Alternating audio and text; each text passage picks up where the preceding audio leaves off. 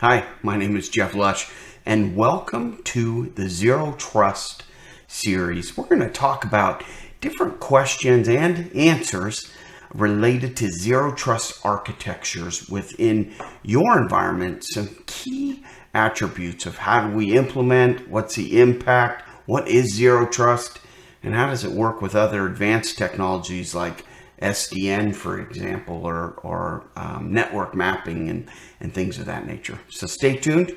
We're going to jump right to this episode of the Zero Trust series. So let's start with some of the basics here. Why should you even consider implementing zero trust within your environment? Well, I think it's important at this point to really understand the definition of zero trust.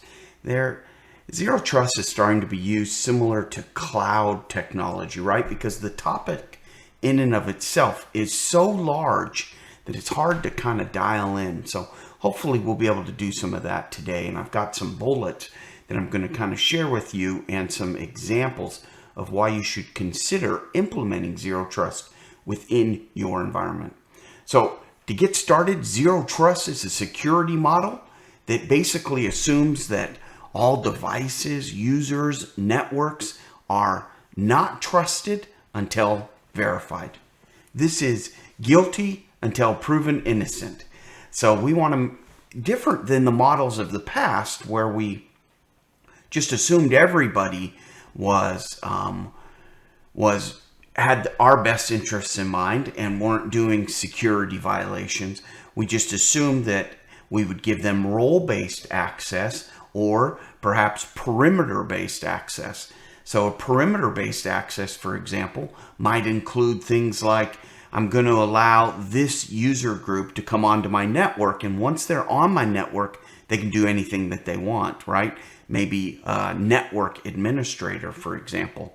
And that kind of rolls over to a role-based example as well, meaning that I may have a system administrator, and that system administrator has access to everything within the environment, all applications, all data, all users.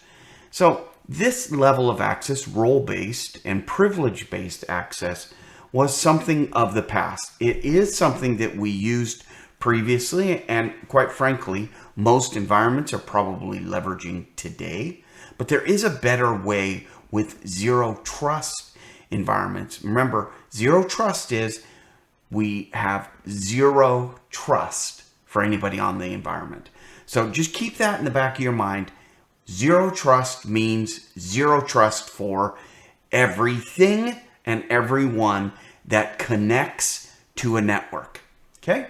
So this is a security approach that really requires continuous authentication and authorization of all access requests to protect us against potential security breaches. So let me give some reasons why you may want to consider implementing zero trust within your environment. And we've talked a little bit about it here in the intro. One, enhanced security posture.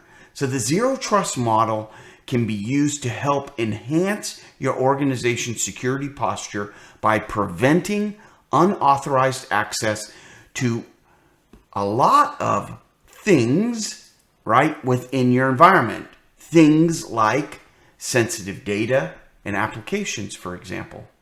So just because a system administrator needs to perform their duties, and this by far is no dig on a system administrator because they have a big role to fulfill within the organization, but just because they need access to everything to do troubleshooting, do they still need access to all of the data or all of the applications? Are there some things in the environment that may be better if the system administrator did not know about those things? So those type of things are great ways to enhance your security profile. Number two, mitigation of lateral movement. So lateral movement within the network means that an attacker or this, now remember when I use the word attack or cyber criminal, I'm talking about somebody inside or outside of your organization. Okay, so what we want to do is we want to prevent lateral movement within your network. So as an attacker, so that an attacker cannot move laterally from a compromised system to another system in the network. So we don't want somebody to come in and have, like we had discussed, perimeter access, for example, where they have access to every resource.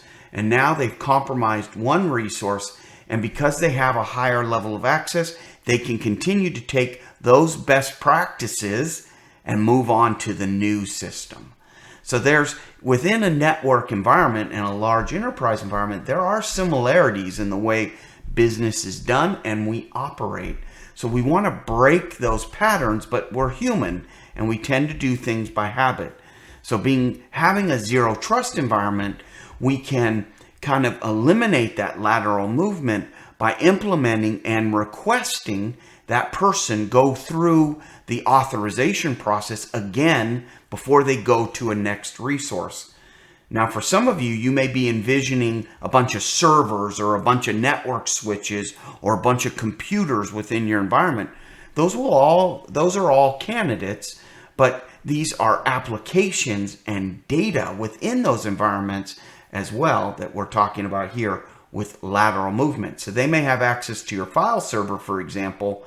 We don't want them, once they get root access to the file server, are they going to have access to every directory? Well, with zero trust, we could potentially lock down every directory individually. So now the attacker, if you have 100 directories, the attacker has to do their work 100 times to get into each one of those folders. So that's good. Zero trust, for those that are listening here and watching this video that are interested in compliance or have an environment like CMMC, for example, which is a federal contractor requirement, HIPAA, which is your medical, any of your banking requirements, FERC and FIRMA, and there's just a myriad of requirements, not to lessen the importance, but PII and controlled information, or CUI, all of these have specific compliance requirements. Implementing a zero trust environment can help your organization meet these compliance requirements, as many regulatory frameworks, like, for example, the risk management framework for the US government, require continuous authentication and authorization of access requests. The there's four that I'm going to talk about today. The third one is cloud adoption. So zero trust is particularly relevant for those that are moving to cloud environments. Remember the shift and the anxiety associated with this shift from local servers, where we hopefully, although most of the time just perceived, that we had control because those servers were all within our environment, all in our racks. I can look at them, they're safe. Well, that's kind of a misnomer because they weren't really that safe, but nevertheless, they all required cybersecurity practices. But when we go to cloud, now a lot of administrators, and many that may be listening or watching this video may feel this way. Many feel like, oh, I don't have control over that environment anymore when it goes to the cloud. So cloud becomes very relevant for zero trust. Remember, zero trust provides that more granular level of control over who has access to the cloud resources and how they can access those cloud resources. So now, instead of having Joe Snuffy as your system administrator, now you have somebody that, Mary Little, who you don't even know, and these are fictitious names, by the way, you don't even know, may have full root level access. You don't want that in your systems. So zero trust is going to help you. The last, and certainly not the least, is risk management. So risk management is a great benefit of implementing zero trust within your environment. Now, organizations can mitigate the risk of cyber attacks as it reduces the attack surface and helps identify potential threats more quickly. So when I say reduces the attack surface, that means that we're taking, and we talked about this with the mitigation of lateral movement, but we're taking every single application, every single directory, all access is governed individually. No, there's nothing that is in your environment that is not controlled through access controls. And because of that, the risk surface or the attack surface is minimized because every single attack is an individual attack. Used to be I just break down the door or I break through your firewall, I can get to everything. Now you got to go through every little piece of the environment to gain access. And that will help you secure your environment more efficiently and effectively moving forward. Well, that has been kind of the introduction of why we want to use zero trust within our environments. Thank you for taking the time today to view this video series on zero trust. We hope that it was valuable to you and that you'll stay tuned and view the other zero trust episodes found on this YouTube channel.